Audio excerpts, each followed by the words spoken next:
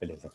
Bom, pessoal, obrigado pela presença de vocês aqui nessa primeira live da primeira série de retrospectiva, ou essa iniciativa aqui que a gente resolveu fazer aqui no Startups, o Perspectivas 2021. A ideia foi sair um pouco do tema Venture Capital, Startups, e dar uma olhada na floresta, não olhar só nas nossas árvores aqui no nosso mercado, né? Então, a ideia é ver um pouco como que vai ficar o cenário mais geral na geopolítica, no consumo, que isso, obviamente, são os assuntos... Na hora que você conversa com os fundadores, com os venture capitals, ele fala, não, startups, não, inovação, tecnologia, não tem nada a ver, mas lógico que tem a ver. Então, é bom a gente entender o que está acontecendo no mundo, e nada melhor do que falar com duas feras. Aqui está o Thiago, que vai falar com a gente hoje, e na quinta falar com o Felipe da GFK. Bom, queria apresentar então o Thiago da Arco Advice. Ele está falando diretamente de Washington, ele fica por lá, então ele está no centro das decisões, lá no centro do poder, vai poder contribuir bastante para a discussão aqui. E a ideia é fazer uma coisa aberta, viu? A gente começa aqui, vou puxar, iniciar a conversa com ele, mas quem quiser fazer interações, já perguntar, colocar algum ponto, pode ficar bem à vontade. A ideia é fazer um papo mais aberto mesmo. Thiago, obrigado mais uma vez pela sua presença aqui, pela sua participação. Quer fazer uma breve apresentação aí sua e da Arco? Bom, o seguinte, primeiro, muito obrigado pelo convite, é um prazer estar aqui falando com vocês. A Arco é uma empresa que existe há 40 anos, nós fazemos análise política, estratégia, mas nós não trabalhamos com nenhum órgão público, nenhum partido político, governo, nada disso, nunca fizemos, nunca faremos. Nosso foco é o setor privado e principalmente o mercado financeiro, onde nós ajudamos eles numa análise política que ela acaba sendo mais específica, porque é uma análise política que se encaixa com o que o mercado financeiro está fazendo. Então, não são análises gerais dizendo o governo é bom, o governo é ruim, o governo fez isso, fez aquilo. São, às vezes, aquelas coisas minúsculas, específicas, regulatórias, comissão, vai acontecer, não vai acontecer. E o interessante de fazer análise política para o mercado financeiro é que não tem uma resposta correta. O que ele quer saber é o que ele quer saber algo, ele não quer incerteza. Então, não tem, eu quero que isso aconteça, eu quero que isso não aconteça. O que ele quer Está tentar preparado para que a incerteza não apareça. Eu aqui em Washington, eu cuido dos nossos clientes aqui, tanto mercado financeiro como empresas, né? Então, fico sempre indo para Nova York, todos os grandes bancos, as agências de risco, todas essas trabalham conosco também. Legal. E eu sou pesquisador sênior do CSIS, que é um think tank aqui em Washington, que é o Center for Strategic and International Studies, no qual eu faço várias coisas para eles. E também sou pesquisador de um think tank na França chamado Instituto de Relações Internacionais e Estratégicas. Legal, bacana. Obrigado, mais do que habilitado para falar. Agora, você falou de incertezas. Acho que 2021, mais do que qualquer outro ano, está rodeado de incertezas, né? Muita ponta solta aí. O que você elencaria, ou como, sei lá, as 3 coisas ou as 5 coisas que tem mais chamado a atenção, que você tem sido mais questionado, o que mais prestar atenção em 2021? Primeiro é o seguinte, obviamente o Covid é o tema principal, né? E todas as variáveis que saem de dentro desse tema principal. Então, primeiro, a capacidade dos países de organizar uma logística de vacinação, como que essa vacinação o impacto dela, se vai ser uma vacinação que vai de fato funcionar 100%, 90%, 70%, se os focos de casos que vão sempre continuar ocorrendo, mesmo após o fim do ano que vem, se isso vai ser suficiente para gerar lockdowns específicos ou momentos específicos de dificuldade em algumas cidades, dentro de alguns países, a capacidade da economia de se recuperar, mas também existem alguns temas, como, por exemplo, como que a lógica da economia e de alguns aspectos específicos na área de serviços, por exemplo, mudou com a pandemia, e se isso vai continuar ou se nós vamos voltar a um estágio anterior. Então, a telemedicina, a educação online, várias lojas vendendo coisas online e tendo que buscar a dinâmica logística de entregar esses produtos, isso revolucionou a forma como as coisas funcionam para se adequar à pandemia. Num mundo que voltaria ao normal, isso persistiria ou isso começaria a se diluir e voltaríamos para aquele comportamento mais normal? Né? Uhum. Uhum. Você fala muito eu recebo uns boletins que você fala muito da geopolítica da vacina, né? Tem a questão aqui tem sido debatido muito a questão da vacina chinesa, tem a Rússia tentando um espaço aí com a Sputnik, né? Mostrar algum avanço. Como que você vê essa questão? Quem vai ter um ganhador nessa batalha? Não vai ter? Como é que você está vendo essa questão da vacina? Olha, não vai ter um ganhador porque é diferente do jogo do War, né? Que você poderia interpretar a vitória como alguém conquistando o mundo inteiro. E não é o caso. Cada um tem o seu cartãozinho de objetivos que não necessariamente é igual ao cartãozinho do outro. Então, a China ela tem um objetivo claro na região, ou seja, ela tem o Mar do Sul da China, que ela quer, que ela argumenta que é uma extensão do seu território. Então, a própria distribuição da vacina nessa região ela facilita um pouco o diálogo com aqueles países, como eles fecharam recentemente com a Indonésia.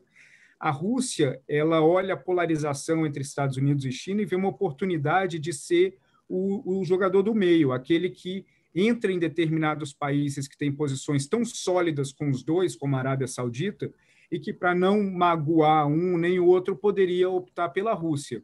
O problema é que a história da Rússia não os possibilita ou não os capacita para serem vistos como os neutros, ou o caminho do meio, que é um aspecto difícil nisso. Outros, como, por exemplo, nos Estados Unidos, o foco é muito doméstico. Então, a vacina moderna e mais as que eles importaram é mais para trazer estabilidade doméstica e não necessariamente de expansão de influência. Então, depende muito.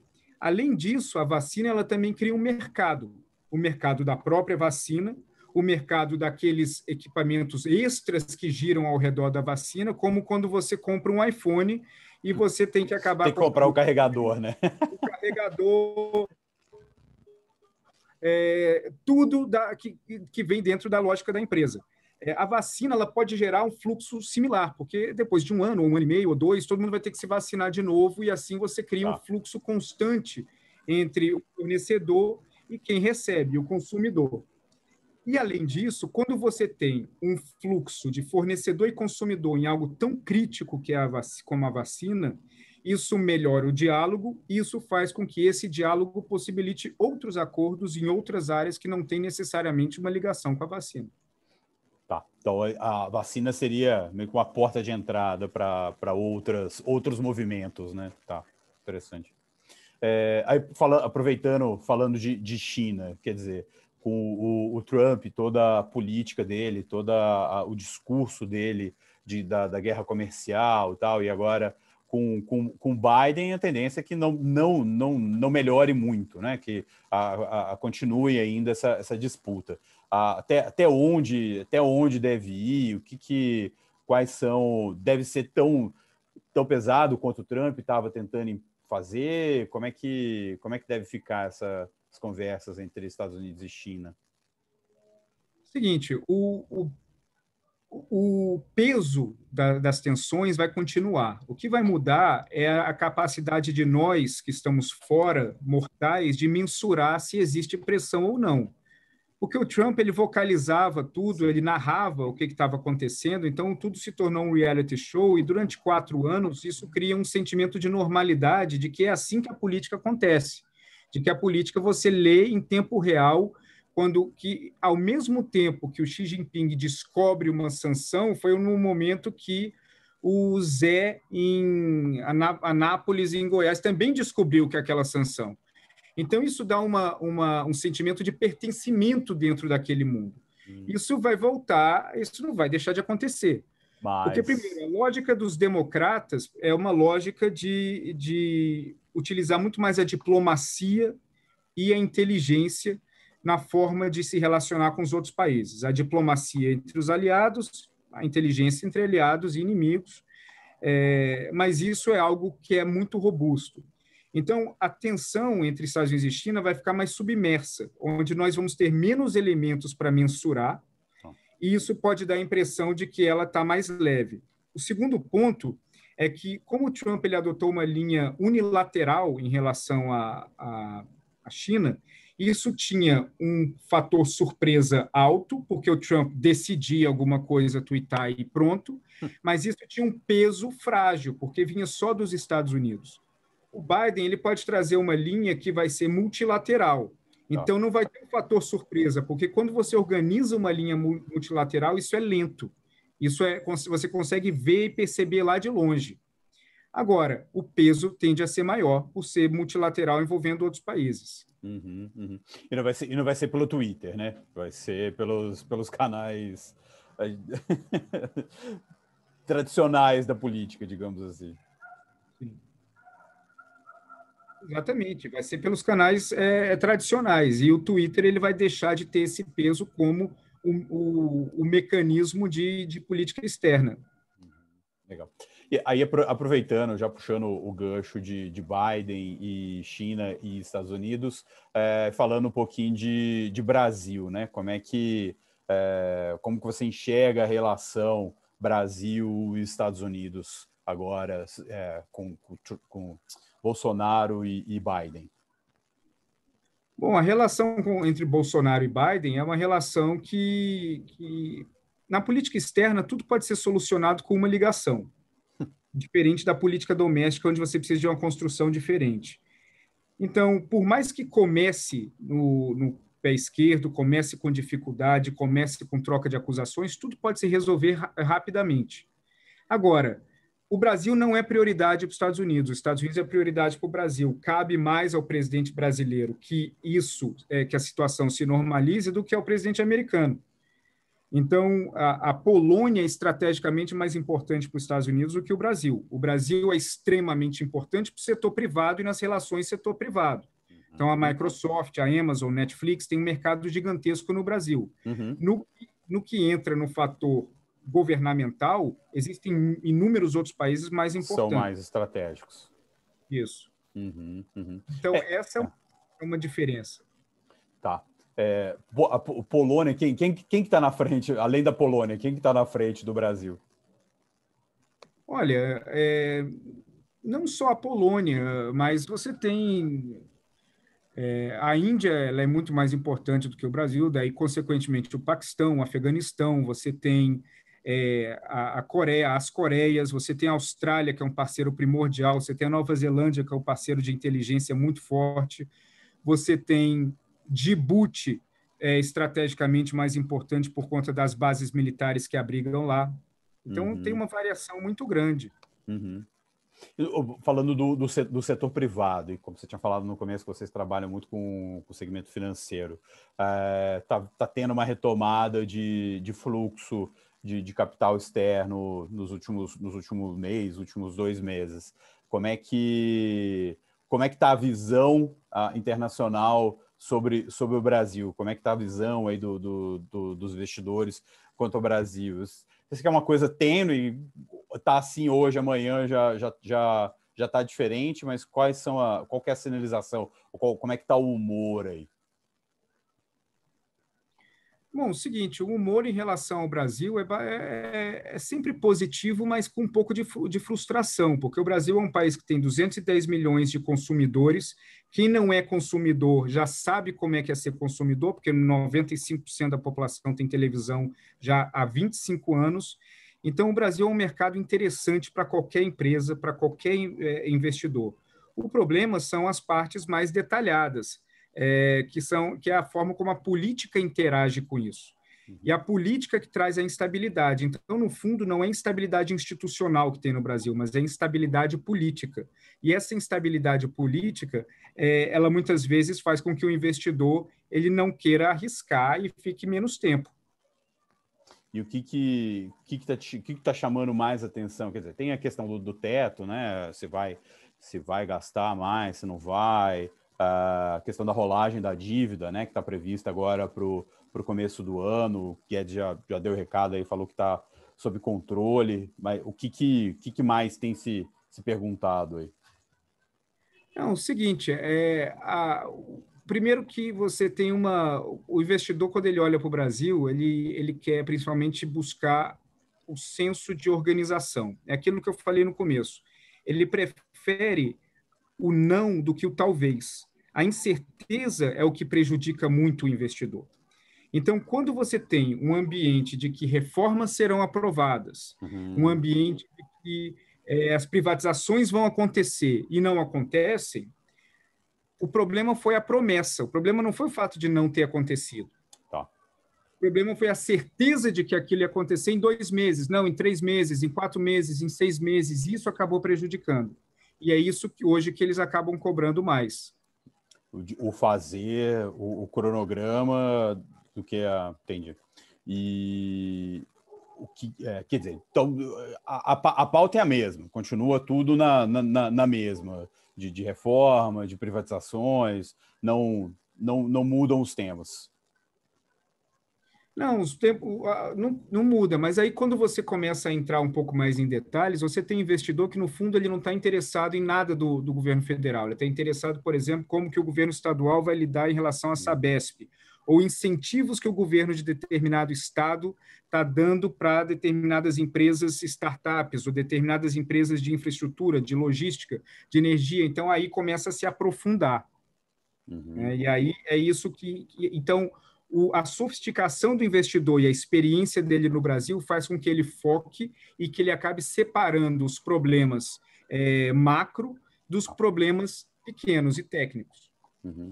Você falou de startups, né? De investimento startups. Quer dizer, tem agora, nem vi como andou, se caminhou hoje mesmo, estava previsto para hoje a votação do marco legal das startups. Quer dizer, você tem movimentação em sentido de desburocratização, tem tem um fluxo interno aqui de famílias querendo investir e também vindo dinheiro externo. Você, particularmente, você tem recebido, você tem visto consultas em relação a esse mercado de startups ou para você não pega tanto? Pega um pouco, porque você tem fundos gigantescos de 30, 40, 50 bilhões de dólares que eles olham para startups. Não, então, são seus clientes, eu digo para você, no sentido de chegam consultas para você.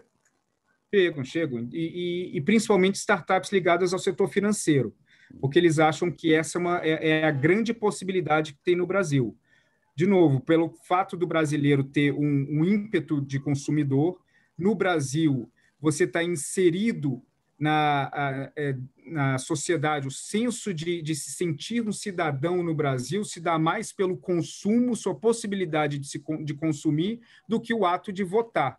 Então, muitas pessoas, eles banalizam o ato de votar, mas se eles estão inseridos na cadeia produtiva, com emprego e com a capacidade de consumir, aí sim eles se sentem inseridos na nação. Então, à medida que essas startups que facilitam e viabilizam esse tipo de operação se proliferam e o ambiente vai ficando menos burocrático, isso sim atrai bastante investimento. Interessante isso, porque a gente sempre fala que o brasileiro não sabe votar, que o brasileiro não está nem aí para política. Isso seria o fato de não estava nem aí porque não estava inserido, talvez, no consumo, e aí ou estava inserido no consumo e se via mais como cidadão por isso? Interessante esse ponto. Não discorra mais. Porque é o seguinte, existem duas diferenças de interpretação de democracia. Nos Estados Unidos, a democracia representa valores. Então, é o valor, é o que a democracia representa como valor, é aquela narrativa de que os Estados Unidos vão exportar a ideia da democracia, o espírito da democracia, o espírito de 1776. Isso é algo muito americano. No Brasil, a democracia ela é processo, ela não é valores nem sentimento, ela é um procedimento. E ela é um procedimento... Cada 2 anos você tem que ir lá e votar, aquela coisa. Exatamente. Então, as pessoas não se sentem parte da engrenagem democrática. Elas se sentem uma responsabilidade a mais que elas devem cumprir, burocrática, dentro do aspecto democrático. Isso é um grande problema, porque isso faz com que a nossa capacidade de mensuração do sucesso democrático de um político, de um partido, do Congresso, do Executivo, acabe sendo baixa, ou acaba sendo superficial somente quando explode alguma coisa muito crítica, alguma coisa muito impactante, mas se não for nesse aspecto, fazer parte do dia a dia, entender diariamente, é algo que não chama muita atenção.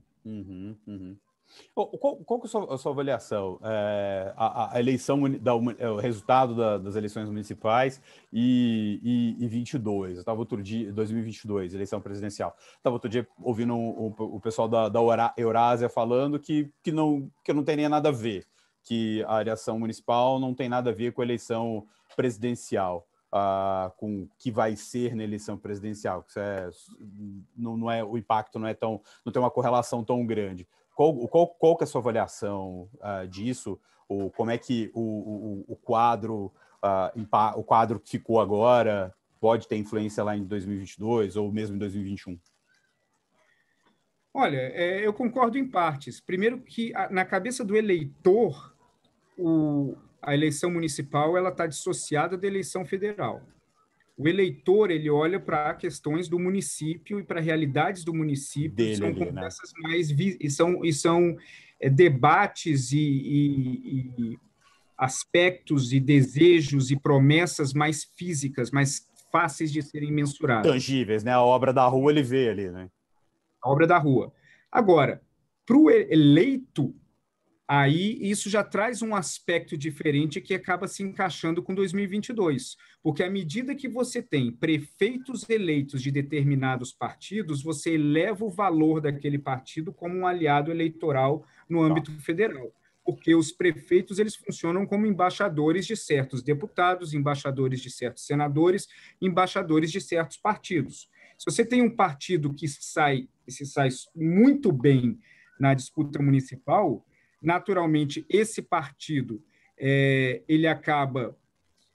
A ligação desses prefeitos com deputados desse partido, que podem garantir emendas no orçamento, etc., para determinados municípios. E isso vai ter uma cara, vai ter um nome para o eleitor naquele município de onde que veio aquele recurso.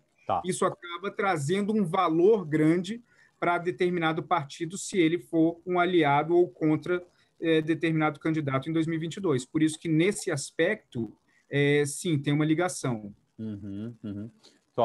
Pessoal, vocês estão muito quietinhos aí. Ninguém tem nada para questionar, rebater. Pode ficar à vontade, manda no chat ou chama aqui na telinha. Nesse aspecto, qual que é a sua leitura das respostas aí das urnas? Como que ficou o quadro das prefeituras? O que a gente pode esperar? Não, foi uma postura... Você viu que o eleitor ele acabou sendo mais pragmático, ou seja, os partidos de centro se saíram melhores. O eleitor brasileiro ele é historicamente mais pragmático. A polarização existe quando a polarização se dá em cima de um tema macro. Então, quando nós tivemos a Lava Jato e nós tivemos um ambiente onde a percepção em cima do PT era a pior percepção possível, a busca ali era por qualquer alternativa que eliminasse o PT. Então, naquele momento, o Bolsonaro se saiu melhor porque ele conseguiu capturar isso, encapsular. Ele não só era um político que prometia mudança, ele representava o indivíduo indignado da rua. Isso fez com que esse eleitor indivíduo se sentisse mais próximo do Bolsonaro candidato por conta da similaridade de narrativa, similaridade de sensações. Tá.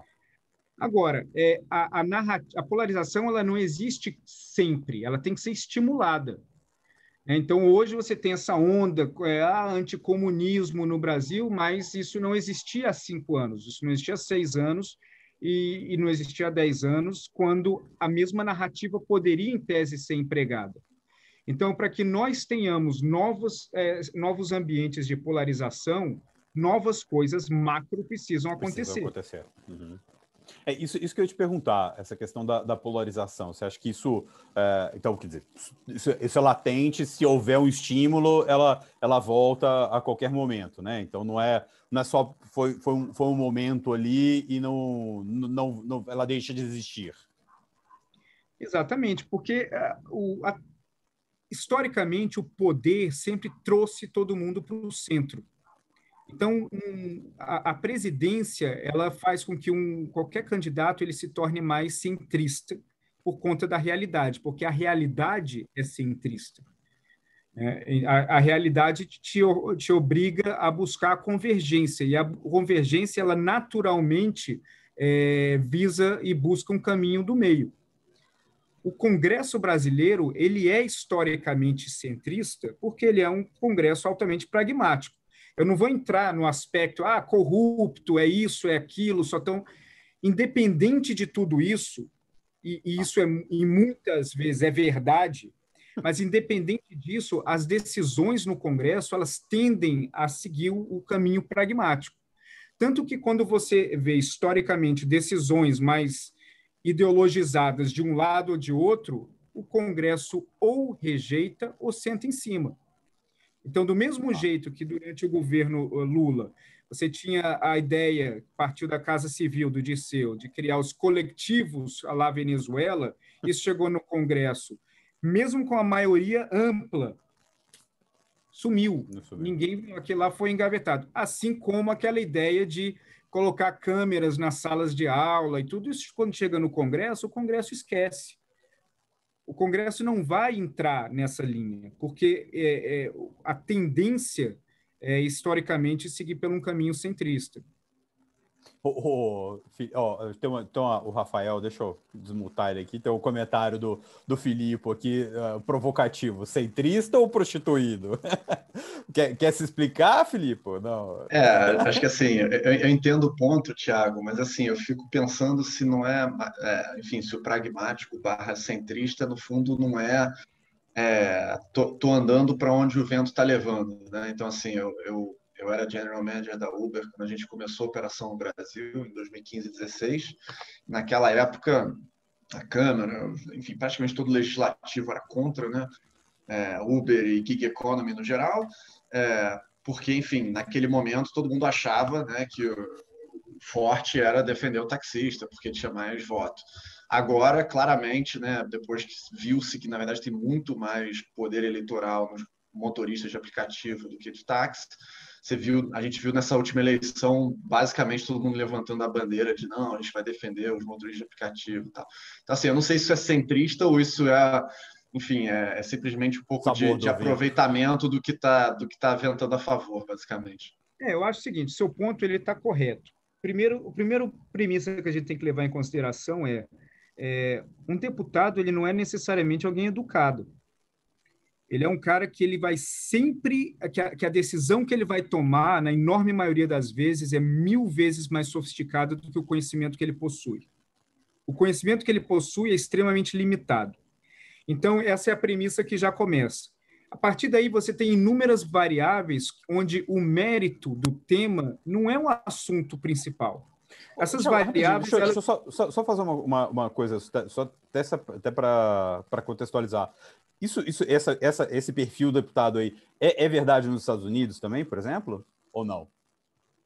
Varia. Só que nos Estados Unidos, pelo fato de você ter uma eleição distrital para deputado, você tem uma relação entre o eleitor e o eleito mais próxima. Tá. Então, o nível de cobrança é maior e o nível onde esse deputado precisa responder a pressões da sua constituinte, sua base, são mais sólidas. Legal. Enquanto no Brasil é muito diluído.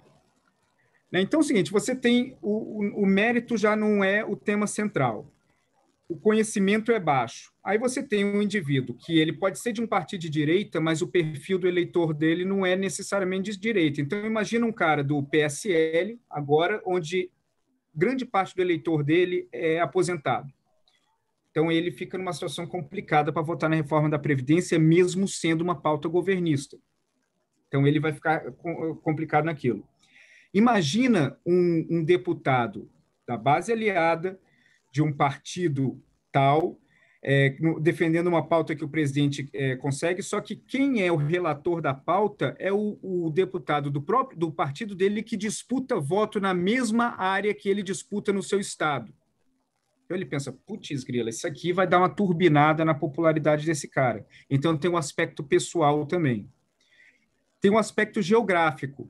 Você tem uma reforma tributária onde o cara pode ser governista, o governo quer aprovar, mas ele pensa, caramba, Pernambuco vai se sair mal nessa história. E aí se reorganiza uma base, um grupo geográfico e não necessariamente partidário ou governista. Então, existem inúmeras variações que fazem com que o cara tenha que tomar uma decisão. E essa decisão, ela começa sempre da premissa que eu te falei, da falta de conhecimento, onde ele tem que estudar muito rápido. E aí, quando você tem que estudar qualquer coisa na vida muito rápido, a pessoa que te explica de uma forma mais convincente ganha a sua atenção. Então, é igual na escola. Se você está ali desesperado para fazer uma prova, aquele que te explicou a coisa mais rápida, mais fácil, 5 minutos antes fica. E o lobby dos taxistas pode ter sido mais forte, mais bem feito, mais eloquente do que os outros naquele momento. Vou liberar o Rafael aqui. Filipe, está satisfeito? Quer tréplica?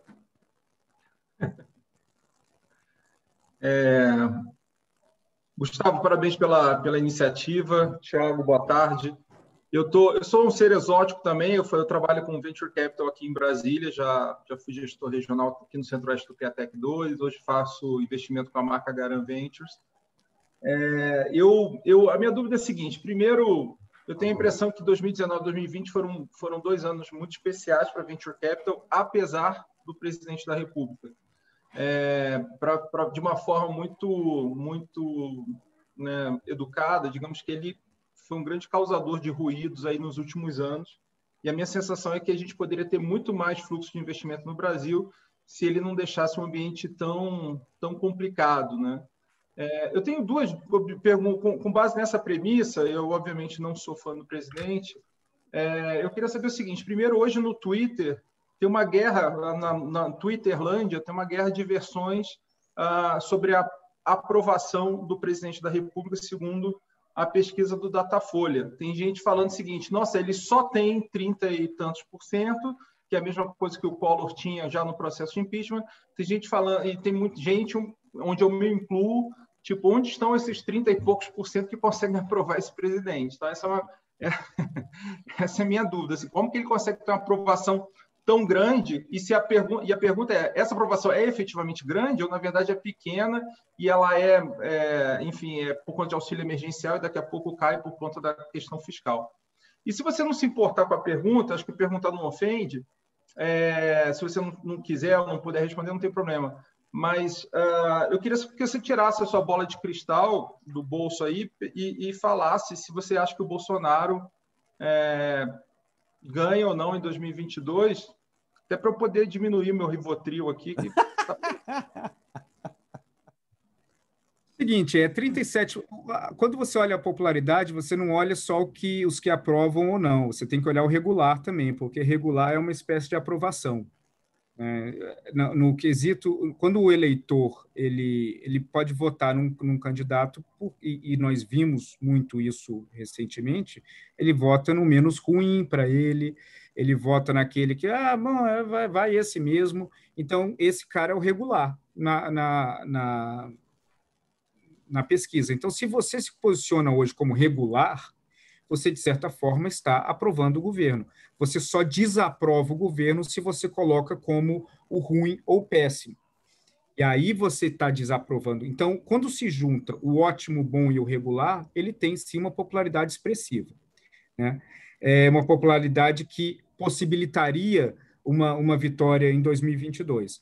Agora, sim, tem um peso do auxílio emergencial nisso, mas não só isso.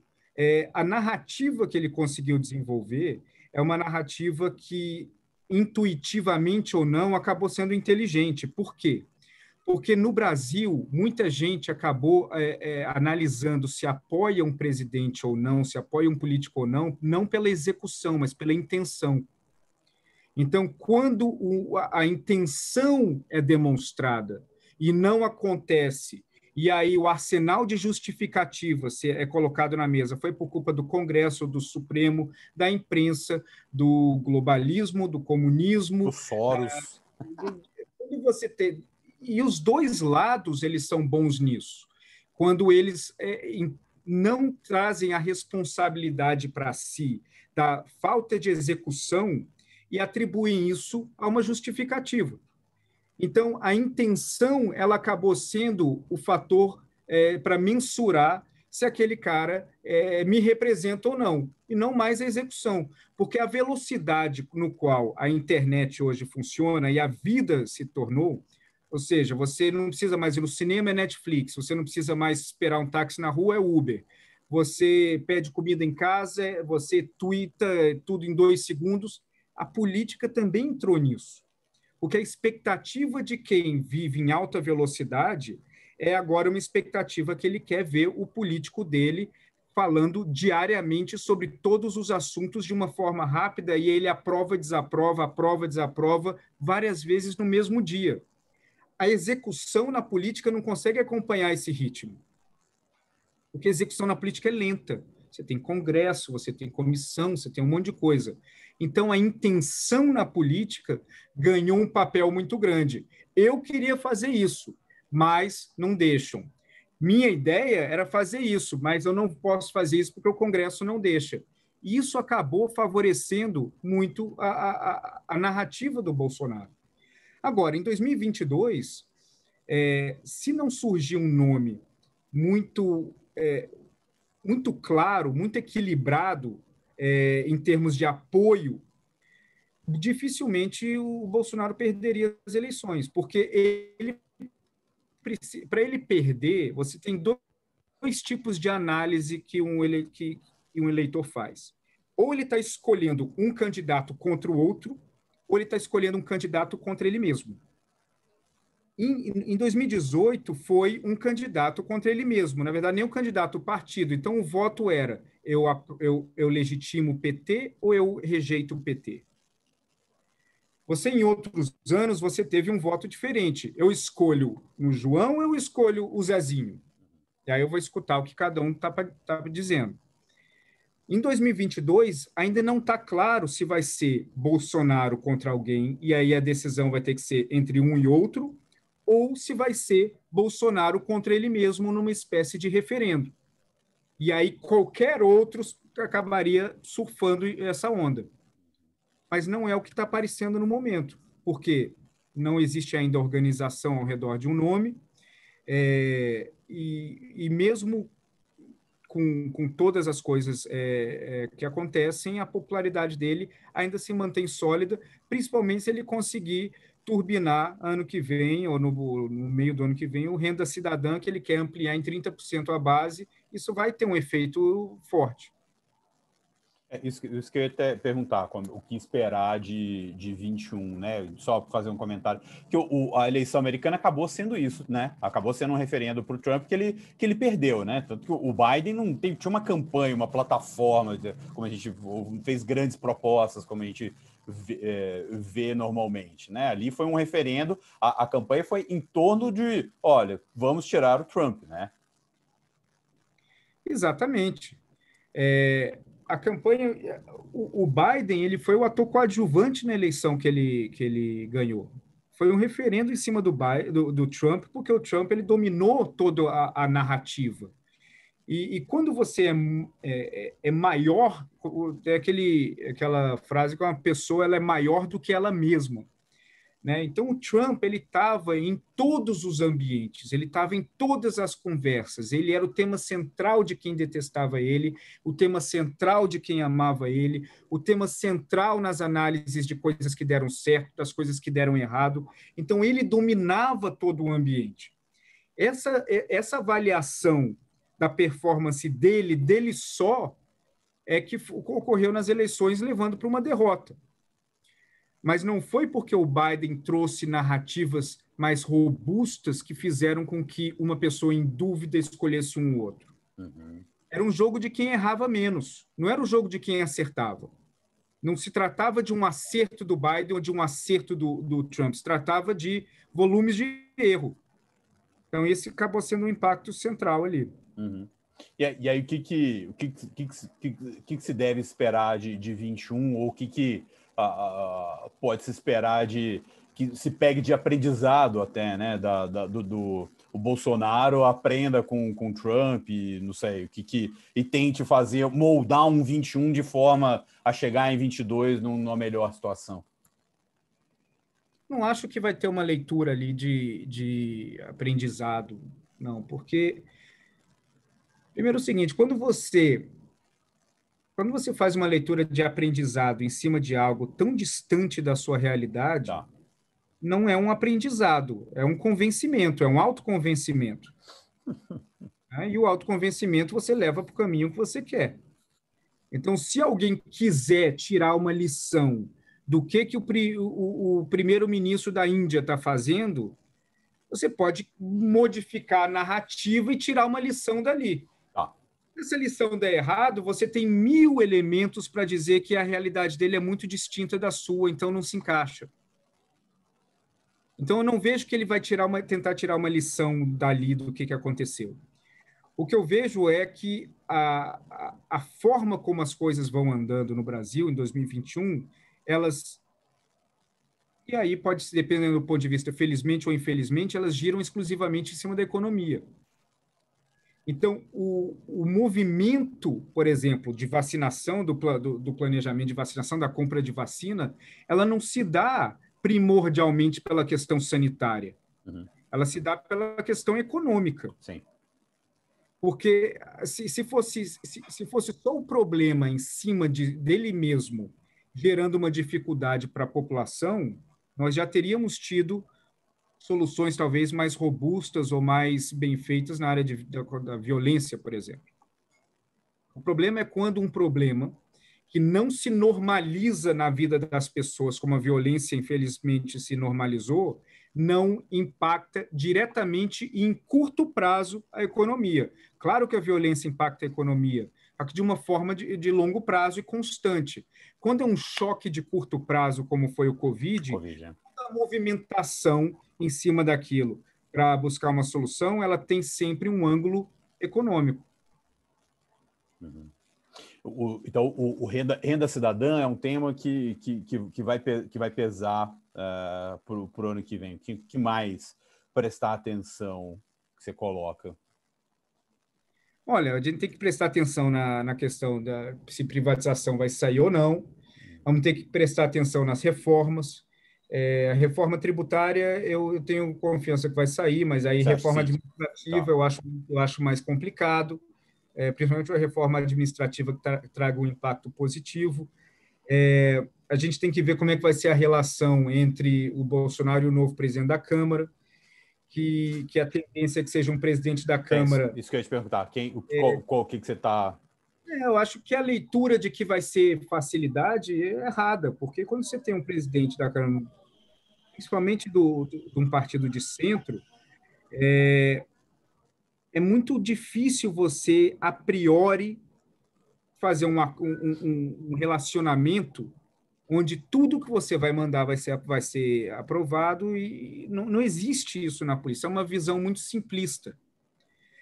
Então, eu acho que vai ser uma relação complicada. E vai ser uma relação complicada principalmente porque não existe o centro.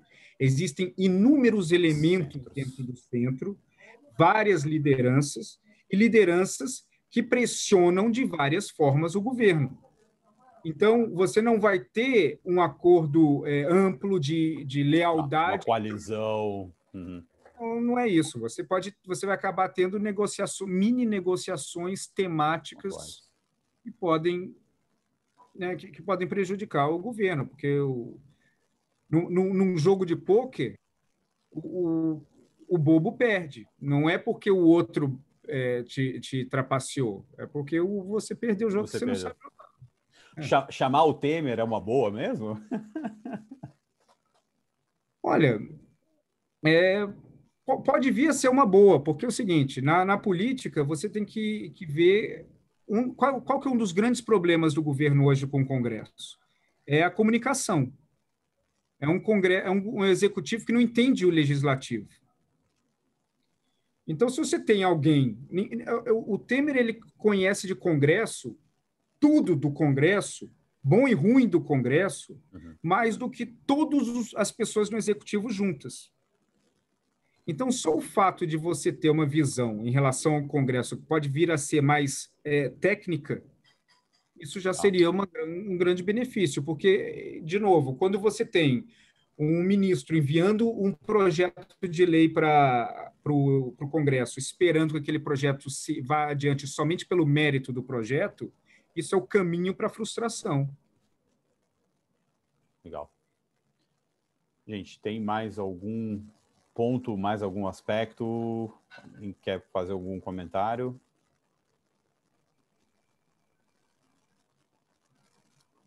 Não? Thiago, você quer aproveitar aí os minutinhos finais, fazer alguma outra conclusão, trazer algum tema, alguma outra coisa final que você deixa aí, perspectiva para a gente, 21 vai ser melhor ou vai ser como 2020?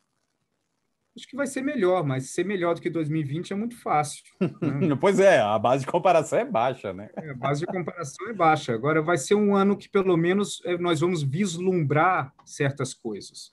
Então, o progresso da vacina, a perspectiva de melhora econômica, mas isso também vai ser muito frustrante. E o problema do Brasil não é a notícia ruim, é a notícia frustrante. E vai ser um 2021 muito frustrante, porque nós vamos ver erros de distribuição logística de vacina, nós vamos ver erros de relacionamento com o Congresso, erros de narrativa, frases doidas ditas...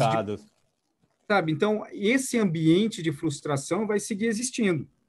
Então, é sempre importante você recalcular a sua expectativa, né? Agora, em geral, 2021 tende a ser melhor, porque o Brasil ele ainda é muito grande e ele funciona muito independente do que está acontecendo em Brasília.